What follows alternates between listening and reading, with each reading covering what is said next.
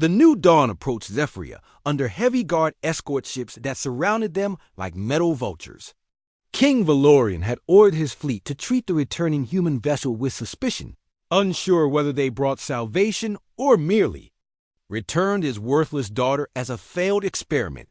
Princess Lyra stood on the ship's bridge beside Captain Jake Morrison, listening to the communications between their vessel and the Zephyrian fleet. Her enhanced hearing picked up subtle tensions in the voices of her people's military officers. They sounded afraid and desperate in ways she had never heard before. "Princess," Lieutenant Sam Collins said from his station, "we're receiving priority. Communications from the palace. Prince Darius wants to speak with you directly." Lyra nodded and activated the communication system. Her brother's voice came through weak and strained, very different from the strong warrior she remembered. "Lyra, sister, is it really you?" "Yes, Darius. I'm here with the humans who have been working on a cure for the plague." Lyra's voice was steady and confident in ways that surprised even herself. "Father is furious about your return. He expected the humans to keep you forever as their servant. He doesn't understand why they will bring you back." Darius coughed violently before continuing. "The plague reached the royal family 3 weeks ago. I'm the worst affected, but others are showing symptoms too." Jake activated his own communication device. "Prince Darius, this is Captain Morrison. We believe we have developed a cure, but we need to speak with your medical staff immediately. The king has refused to see you or accept any treatment you might offer," Darius replied weakly. "He says human medicine is inferior to Zephyrian science, and that accepting your help would be a sign of weakness." Lyra felt familiar anger rising in her chest. Even when his son is dying, father chooses pride over sense. "There's more, sister. The king has declared that you've been contaminated by human influence. He plans to have you purified and returned to your proper place in the palace shadows. He won't listen to anything you might have learned during your time away." Jake's jaw tightened with anger. "We're not letting anyone purify her. Lyra is a free person who can make her own choices." "Captain Morrison," Darius said with what sounded like a smile in his weak voice, "I don't think you understand how our father reacts when his authority is challenged. He would rather see our entire empire fall than admit he made a mistake." Dr. Maya Rodriguez joined them on the bridge, carrying data tablets with the cure synthesis results. "Princess, I need to tell you something important. I've been monitoring Zephyrian medical broadcasts, and the plague is spreading faster than anyone realizes. Your father himself is beginning to show early symptoms." Lyra's expression grew troubled. Despite everything, Valorian was still her father, and she didn't want to see him suffer the slow death that the plague brought. How long before it affects him seriously? Maybe a month, perhaps less. The royal family's genetic profile makes them particularly vulnerable. Maya paused. "Princess, there's something else. I've been analyzing the genetic data from your blood samples, and I discovered something unexpected." "What is it?" Lyra asked. Maya looked uncomfortable. "You're pregnant." The bridge fell silent. Jake stared at Maya in shock while Lyra's face went completely white. Lieutenant Collins suddenly became very interested in his control panel readings. "Pregnant?" Lyra whispered. "Are you certain?" "The tests are definitive, based on the development stage. I'd estimate about 6 weeks." Maya looked between Jake and Lyra. "The genetic analysis shows it's definitely a human-Zephyrian hybrid." Jake felt his world spinning. He reached out to take Lyra's hand, but she pulled away from him. "Lyra, I had no idea. We should have been more careful."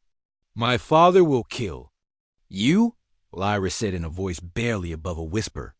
"A half-human child will be the ultimate insult to everything he believes about Zephyrian purity. He'll see it as proof that the humans have completely corrupted his daughter." The communication system crackled to life again. "Attention, human vessel. This is King Valorian. You will dock at the palace platform immediately. Princess Lyra will be transferred to royal custody for medical examination and purification procedures. The human crew will remain on their ship under guard. Jake activated his microphone with barely controlled fury. Your Majesty, Princess Lyra, is not property to be transferred. She's a person with the right to make her own decisions. You dare lecture me about my own daughter? Valorian's voice thundered through the speakers. You have filled her head with alien nonsense about her supposed worth. She is a defective member of my family who was given to you as payment for services. Nothing more. Lyra stepped forward and spoke clearly into the communication device. Hello, Father. I've missed you too. The silence stretched for nearly a minute before Valorian responded. You sound different. The humans have changed you. Yes, they have. They've taught me to see my own value instead of accepting that I'm worthless. They've shown me that blindness doesn't make me less than other people. Just different. Ridiculous. Human propaganda. You will submit to purification immediately upon arrival, and these dangerous ideas will be cleansed from your mind. Jake couldn't stay quiet any longer. Your Majesty, your daughter carries the genetic key to curing the plague that's killing your people. She's not worthless. She's the most important person in your entire empire. My daughter is blind and therefore useless for anything except the most basic servant tasks. Whatever lies you filled her head with won't change that fundamental truth. Dr. Rodriguez activated her own microphone. Your Majesty, this is Dr. Maya Rodriguez, Chief Medical Officer. I have scientific proof that Princess Lyra's genetic condition makes her completely immune to the plague. More importantly, we can synthesize a cure from her blood that will save your entire population. Zephyrian science has found no cure. Inferior. Human medicine certainly cannot succeed where we have failed. Father, Lyra said firmly, Dr. Rodriguez speaks the truth. My blindness is caused by the same genetic variation that makes me immune to the plague. The condition you've always seen as shameful is actually what makes me capable of saving our people. The king's laughter was cold and bitter. Even if this ridiculous claim were true, it would only prove that the gods mock us by making our salvation depend on our weakest member. Jake felt his temper finally snap. She's not weak. Your daughter is brilliant, brave, and stronger than any of your so-called perfect warriors. The only weakness I see is your inability to recognize her worth. How dare you? Valorian roared. Guards, prepare to board that vessel and arrest the humans for corrupting a member of the royal family. Father, wait, Lyra said desperately. There's something else you need to know. I'm carrying a child. The communication channel went completely silent. When Valorian finally spoke, his voice was deadly quiet. Whose child? Lyra lifted her chin. With defiance, Captain Morrison's child. A human Zephyrian hybrid who will carry immunity genes that could protect future generations. The explosion of rage that followed made the ship's speakers crackle with distortion. You have bred with an alien? You've created an abomination that pollutes the royal bloodline with inferior human genetics? This child is not an abomination, Jake said angrily.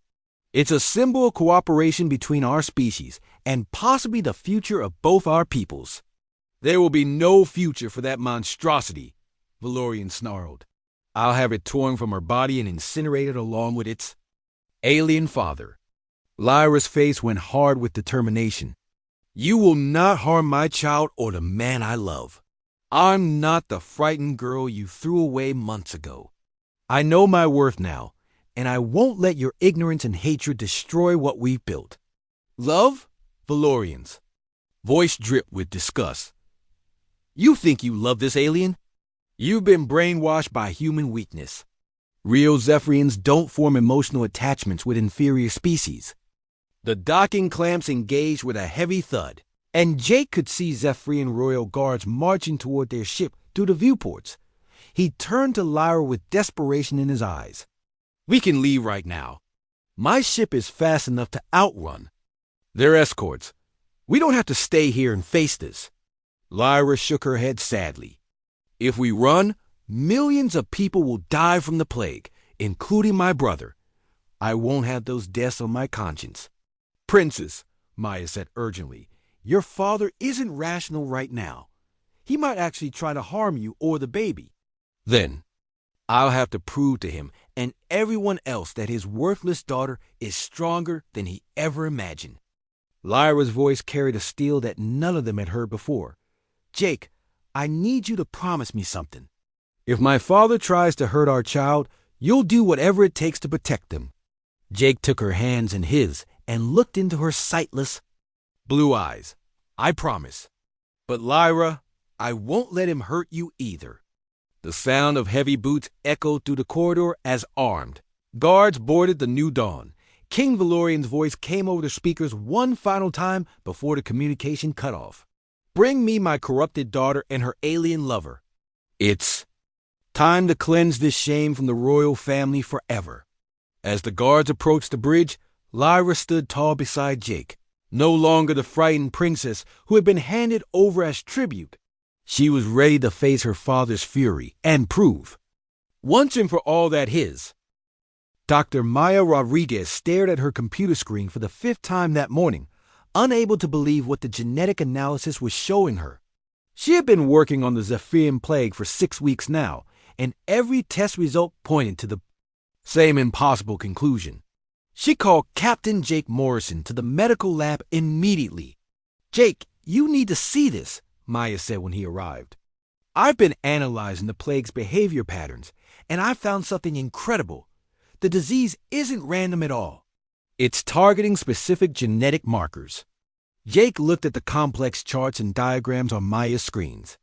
What kind of genetic markers? The plague attacks individuals who have what we might call normal Zephyrian genetics. But there's a small population that shows complete immunity. People with rare genetic conditions that their society considers defects. Jake felt his heart skip a beat. Are you saying that disabled Zephyrians are immune to the plague? Not just immune, Maya said excitedly. Princess Lyra's blood samples show something amazing. Her blindness is caused by a genetic condition that affects about 1 in 10,000 Zephyrians. But that same genetic variation produces proteins that completely neutralize the plague organism. You mean Lyra can't get sick from this plague at all? More than that. Her genetic profile contains the exact template we need to create a cure. The antibodies in her blood can be synthesized and used to immunize the entire Zephyrian population. Maya pulled up another screen showing molecular structures. Jake, Princess Lyra isn't just immune to the plague. She's literally the key to saving her entire species. Jake sat down heavily in a nearby chair. The irony was overwhelming. The Zephyrians had thrown away their most valuable citizen because they thought she was worthless. The very condition they saw as a shameful defect was actually what made her the most important person in their entire empire. Does she know? Jake asked quietly. Not yet. I wanted to confirm the results before telling anyone. But Jake, there's something else. The genetic variations that make someone immune to this plague are incredibly rare. In the entire Zephyrian population, there might be only a few hundred people with this immunity. Most of them have been hidden away or cast out because their differences are seen as disabilities. Jake thought about all the disabled Zephyrians who had been abandoned by their families or locked away in shame. So the people who could save their civilization are the same ones they've been treating as worthless. Exactly. And there's more. The plague specifically evolved to target the genetic markers associated with Zephyrian warrior traits: strength, aggression, perfect vision, enhanced reflexes. It's almost like the disease was designed to eliminate the very characteristics their society values most. Jake stood up and began pacing the small medical lab. We have to tell Lyra immediately. She deserves to know how important she really is. They found Princess Lyra in the ship's library, listening to audio recordings of human poetry. She had developed a love for Earth literature during her time aboard the New Dawn, especially works that dealt with themes of finding beauty in darkness or strength in suffering. Princess, Maya said gently, we need to talk to you about our research findings. Lyra turned off the audio player and gave them her full attention. Over the past weeks, she had grown more confident and self-assured. But Jake could still see traces of the frightened young woman who had been handed over as tribute. Maya explained the genetic discoveries in simple terms, watching Lyra's expression change from confusion to amazement to something like fear. When she finished, Lyra sat in silence for several minutes. "You are saying that my blindness, the thing that made my father ashamed of me, is actually what makes me valuable?" Lyra asked finally. "Not just valuable," Jake said firmly. "You're the most genetically important person in the entire Zephyrian Empire. Your blood contains the cure that can save millions of lives." Lyra's hands trembled slightly as she processed this information. All those years of being told I was broken, worthless, a burden on my family, and the whole time I carried the salvation of our people in my very genes? "The Zephyrians have spent centuries breeding for what they consider perfection," Maya explained. "But they created a population that was vulnerable to this specific type of plague. The genetic diversity they threw away was actually their protection." Jake sat down beside Lyra and took her hand. "This changes everything. When we return to Zephyria with the cure, your father will have to acknowledge what you really are." Lyra pulled her hand away and stood up abruptly. "Return to Zephyria? I don't want to go back there." "But your people are dying," Jake said in surprise. "You're their only hope." "My people threw me away like garbage," Lyra replied with bitterness. Jake had never heard in her voice before. "They decided I had no value without ever trying to understand what I might be capable of. Why should I save them now?" Jake understood her anger, but he also knew she was better than her desire for revenge. "Because you're not like them. You've learned to see people's true worth regardless of their differences. You could teach your people to do the same." Lyra began pacing the small library, her enhanced spatial awareness allowing her to move confidently between the shelves. "What if I refuse to help? What if I stay here with you and let my father's empire fall?" "You could do that," Maya said quietly. "No one could force you to help people who treated you so badly. But is that really who you want to be?" Jake watched Lyra struggle with emotions he couldn't fully understand. She had every right to hate the people who had discarded her. But he had seen her kindness toward the ship's crew, her genuine concern for others, her inability to ignore suffering even when it wasn't her problem. "There's something else we need to discuss," Jake said carefully. "Lyra, I need you to know that my feelings for you have nothing to do with your genetic importance. I fell in love with your mind, your spirit, your strength. The cure just proves what I already knew, that you're extraordinary." Lyra stopped pacing and turned toward his voice. "You love me?" "Yes," Jake said simply. "I know it's complicated with the species difference and the political situation, but I love you for who you are, not what you can do for your people." Tears began forming in Lyra's pale blue eyes. "I love you too, Jake. These past weeks with you and your crew have been the happiest of my life. You've shown me that I have value as a person, not just as a cure for a plague." Maya cleared her throat softly. "There's one more thing you both should know. According to my analysis, Princess, Lyra's children would likely inherit her immunity genes. If she were to have offspring with someone from a different species, say a human, those children might carry immunity that could be passed to future generations." Jake felt his face grow warm. "Maya, are you suggesting—" "I'm just presenting the medical facts," Maya said with a slight smile. "Though I will note that human Zephyrian genetic compatibility is surprisingly high." Lyra's cheeks turned a deeper shade of purple. "You're saying that our children could help protect future generations?" "Potentially, yes. Though that's getting ahead of ourselves considerably." Jake took Lyra's hands in his again. "Whatever we decide about the future, we need to deal with the present first. A distress signal came in this morning from Zephyria. The plague has reached the royal family. Your brother Prince Darius is infected." Lyra's expression changed immediately. Despite everything, Darius had been kind to her when they were children. He was the only member of her fur family who had ever treated her with genuine affection rather than pity or shame. How long does he have? She asked quietly. Without treatment, maybe 2 weeks, Maya replied. But if we can synthesize the cure from your genetic material, we could save him and begin immunizing the population immediately. Lyra stood quietly for a long moment, weighing her anger against her compassion. Jake could see the internal battle playing out across her face. Finally, she spoke with quiet determination. We'll return to Zephyria. Not because I owe my people anything, but because letting innocents die would make me no better than those who abandoned me. And because Darius doesn't deserve to suffer for our father's mistakes. Jake felt a surge of pride and love for this remarkable woman. Are you sure? Facing your father won't be easy, especially now that you've changed so much. Lyra's smile was sad but determined. I'm not the same frightened girl he threw away. I know my own worth now, and I won't let anyone take that knowledge from me again. Let my father rage and shout, I am no longer afraid of his disapproval.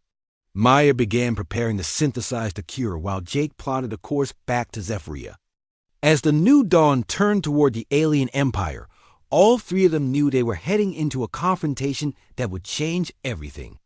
King Valorian would soon learn that his greatest failure as a father had actually been his salvation as a ruler. But first, they had to survive his reaction to discovering just how wrong he had been about his worthless daughter. Princess Lyra had never felt anything like the vibrations that hummed through the walls of the human ship. The new dawn was smaller than any Zephyrian vessel she had been on, but it felt alive in ways her people's ships never did. The floors seemed to pulse gently under her feet, and she could hear the whisper of air moving through hidden passages. Captain Jake Morrison walked beside her as Dr. Maya Rodriguez led them through the ship's corridors. These are your quarters, Princess, Maya said, stopping at a door that opened with a soft hiss. I've set up some basic accommodation systems that might help you get around. Lyra stepped into the room and immediately felt something different. A gentle voice spoke from the walls. Welcome, Princess Lyra. I am the room's computer system. I can help you navigate the space and control lighting, temperature, and other functions. Would you like me to describe the room layout? The princess stood frozen in amazement. The room can speak? Jake smiled at her reaction. All our ships have computer systems that respond to voice commands. Maya programmed it to help you move around safely. Princess, the computer voice continued, there is a bed along the right wall, a desk and chair by the left wall, and a bathroom through the door straight ahead. The floor has tactile strips that will guide you to each area. Would you like me to activate the haptic feedback system? Lyra had no idea what haptic feedback meant, but she nodded. Immediately, she felt gentle vibrations under her feet that seemed to create a map of the room in her mind. She could sense the walls, the furniture, even the height of the ceiling through the patterns of vibration. This is incredible, she whispered, taking careful steps that followed the tactile guides. For the first time in her life, she could move through an unfamiliar space without fear of bumping into things or getting lost. Dr. Rodriguez watched her with scientific interest. Princess on Zephyria, are there any technologies to help blind people navigate? Lyra shook her head sadly. Blind people are kept in familiar spaces with servants to guide them. We are not expected to go anywhere alone. That seems very limiting, Maya said. Humans have developed many tools to help people with visual impairments live independently. Would you like to try some of them? Over the following days, Lyra discovered a world of possibilities she had never imagined. Dr. Rodriguez introduced her to devices that could read text aloud, computers that responded to voice commands, and sensors that could identify objects and people around her. The princess learned to use a small device that created audio maps of any space she entered. Captain Morrison found himself spending more time with Lyra than his duties really required. She was curious about everything and asked thoughtful questions about human technology and culture. When he mentioned that many successful humans had various disabilities, she looked surprised. You allow disabled people to hold important positions? she asked one evening as they sat in the ship's small dining area. Of course, Jake replied. Some of our best engineers are deaf because they can focus without being distracted by noise. We have blind navigators who can sense stellar radiation, patterns better than sighted people. Physical differences often create unique strengths. Lyra considered this carefully. On Zephyria, anyone with a disability is considered broken. We are hidden away so we don't embarrass our families. That's their loss, Jake said firmly. They're wasting the talents of people like you. The princess tilted her head with curiosity. What talents could I possibly have? Before Jake could answer, Lieutenant Sam Collins rushed into the dining area. Captain, we've got a problem. The Centauri traders we're supposed to meet tomorrow are demanding changes to our plague cure agreement. They want to triple the price, and they're claiming our medical supplies are defective. Jake stood up. With frustration, those supplies were tested 3 times. They know we need those materials for the Zephyrian cure. He turned to Lyra. Princess, your people have dealt with Centauri traders before. Do you know anything about their negotiation tactics? Lyra's expression became thoughtful. Centauri traders are known for their deception. They often make false claims to drive up prices, but they have a weakness. They cannot control their vocal patterns when they lie. Their voices become higher and they speak faster. Interesting, Jake said. Would you be willing to attend tomorrow's meeting? You could listen for these vocal changes while we negotiate. The next day, Lyra sat quietly in the corner of the ship's conference room as Jake and Sam met with the Centauri delegation. The alien traders looked like tall, thin humans with silver skin and large black eyes. Their leader, a male named Zrix, spoke in smooth, confident tones about the supposed defects in the human medical supplies. These compounds are clearly contaminated, Zrix said, gesturing at data displays. We cannot risk our reputation by selling such inferior products.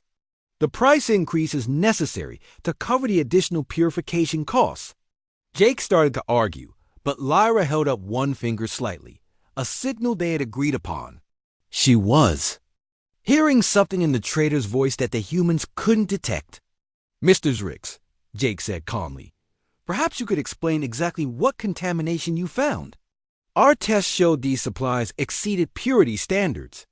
As Zrix launched into a detailed explanation of fictional contamination, his voice gradually became higher and faster, exactly as Lyra had predicted. She nodded slightly to Jake. I'm afraid we can't accept your assessment, Jake said firmly. Our supplies meet all agreed standards, and we have independent test results to prove it.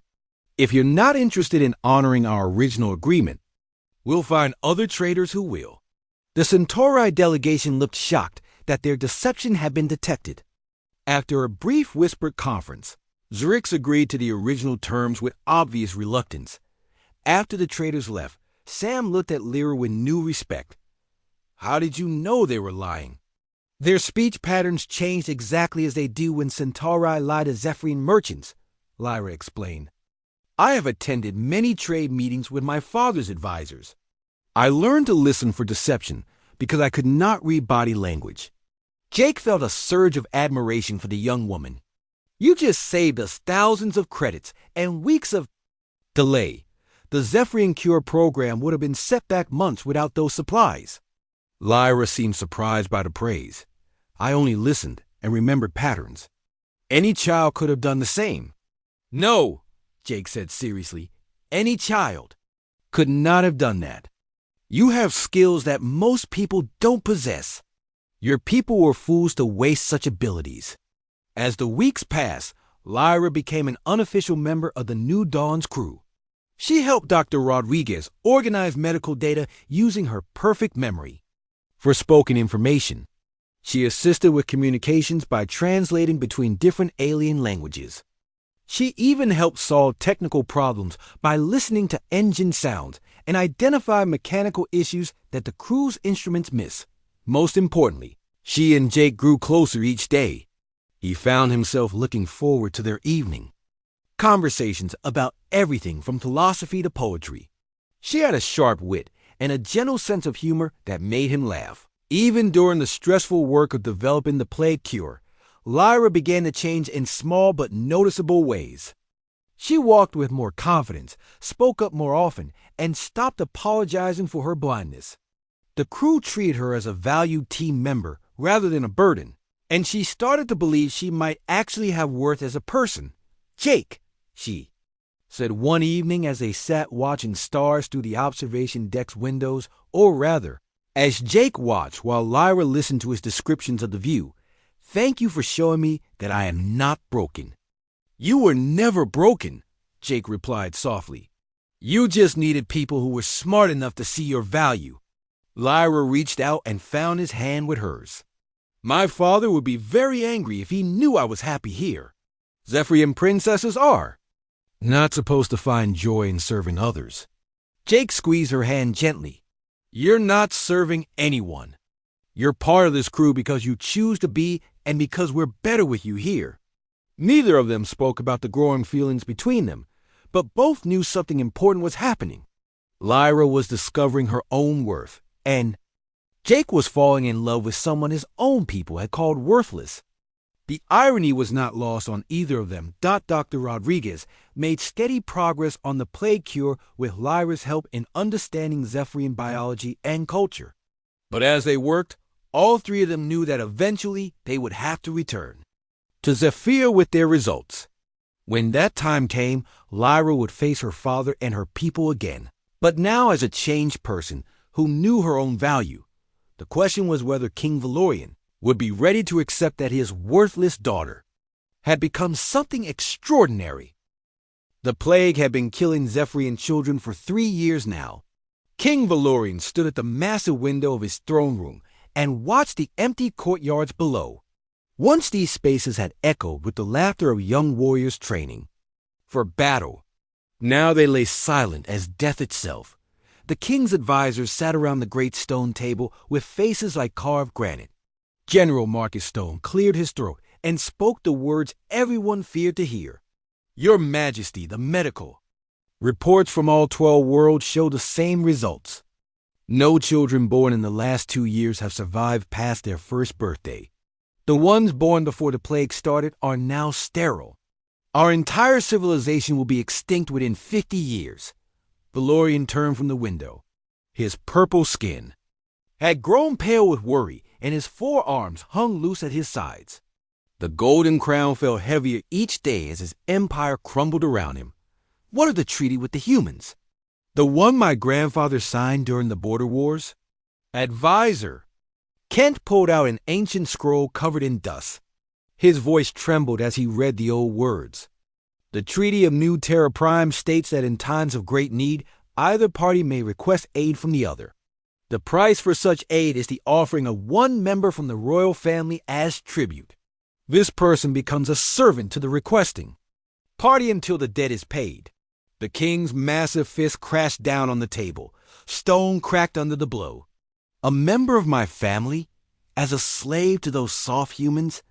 This is madness." "Your Majesty," General Stone said carefully, "we have tried everything else. Our best scientists cannot solve this plague.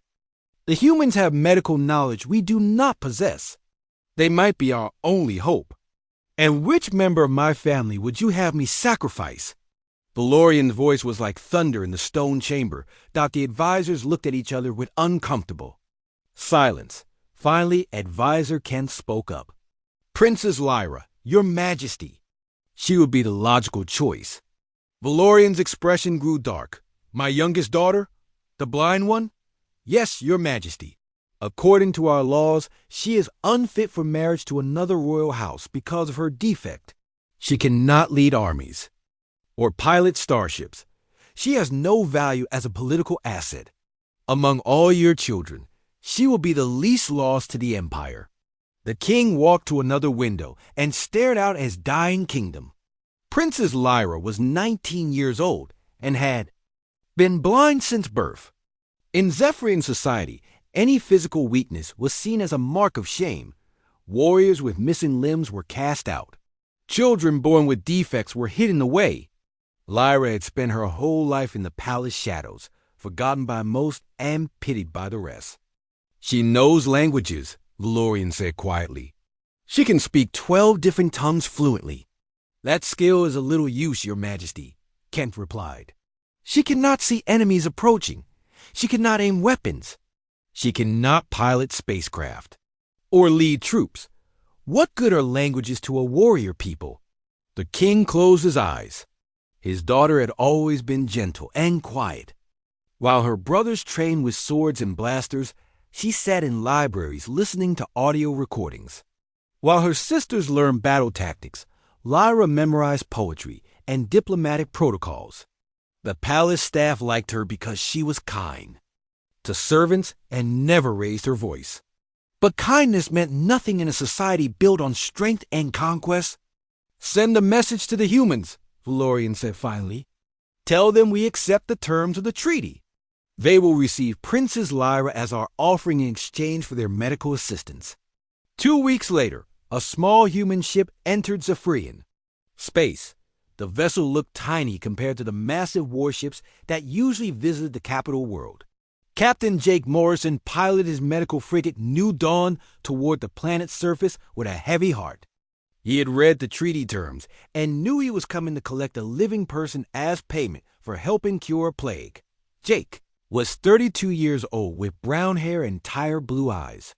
He had joined the Colonial Medical Service to help people, not to take them as prisoners. The thought of some alien being handed over as a slave made him sick to his stomach. But orders were orders, and the Zephyrian plague was spreading to human colonies along the border. This mission might save millions of lives on both sides. Dr. Maya Rodriguez sat in the co-pilot seat reviewing medical files.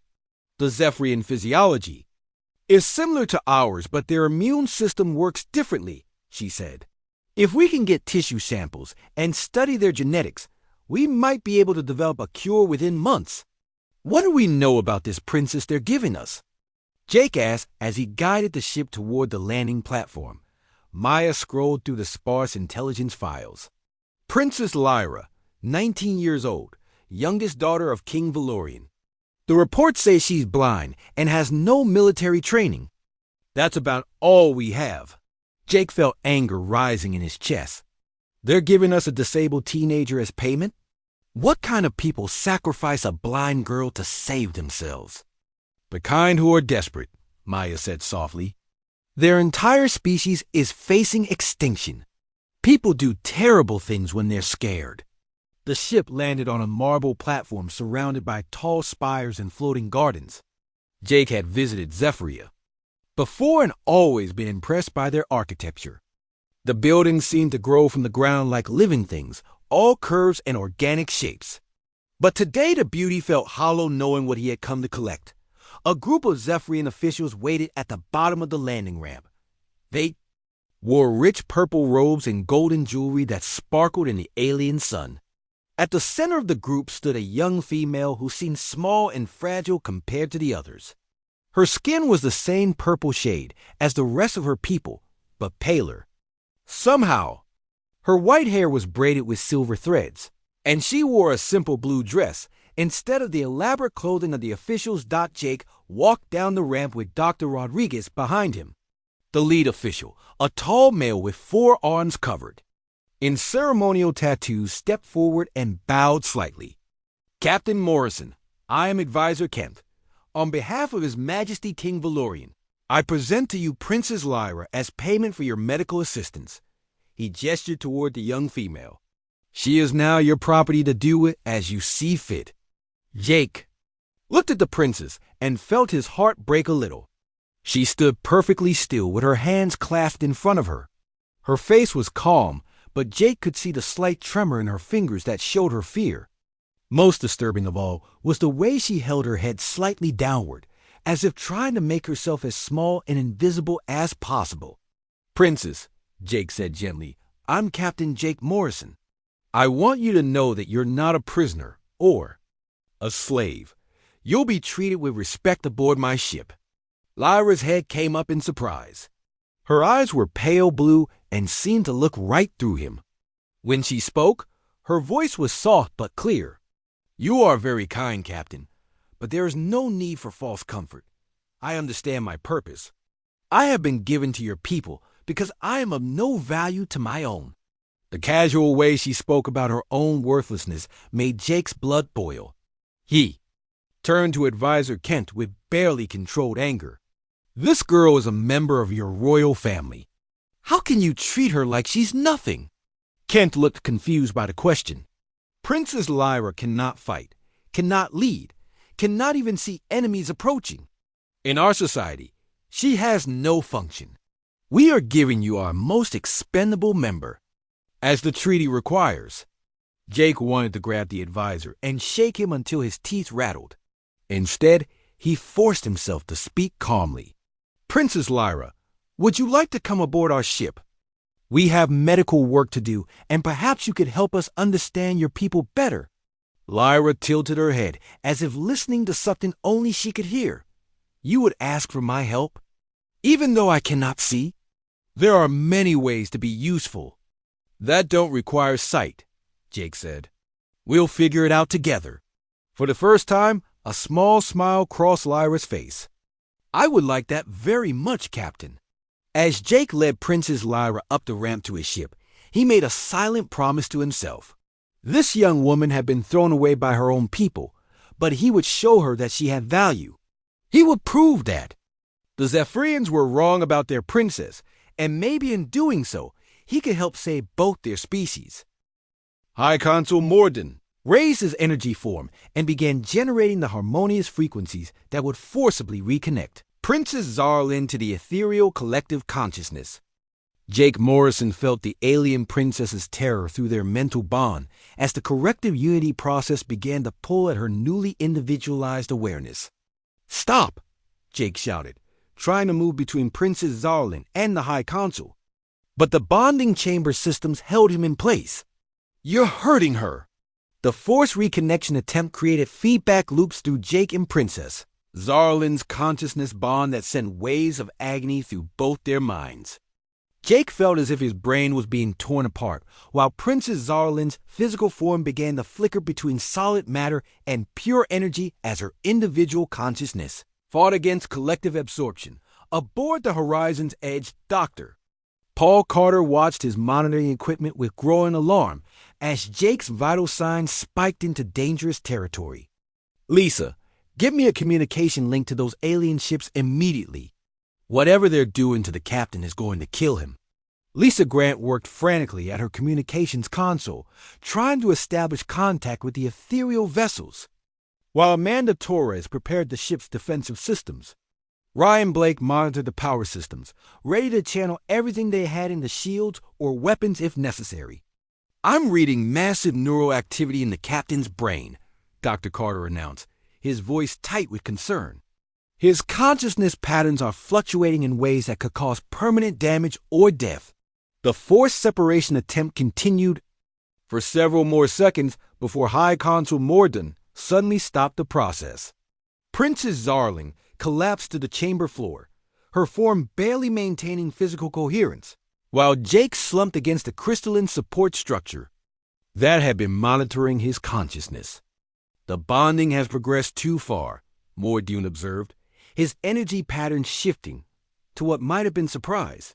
Attempting to separate them now would destroy both consciousness patterns permanently. Dr. Carter's voice crackled through the communication system with urgent intensity. Princess Zarlin, I don't care about your politics or your collective consciousness. If you don't stabilize whatever you're doing to Captain Morrison right now, you're going to kill him. Princess Zarlin struggled to regain her footing, her forearms shaking as she fought to maintain individual consciousness against the pull of collective unity. Through their bond, Jake felt her determination to protect him even at the cost of her own existence. High Consul, Princess Zarlin said, her voice weak but filled with newfound human stubbornness. You have proven Captain Morrison's point about the value of individual choice.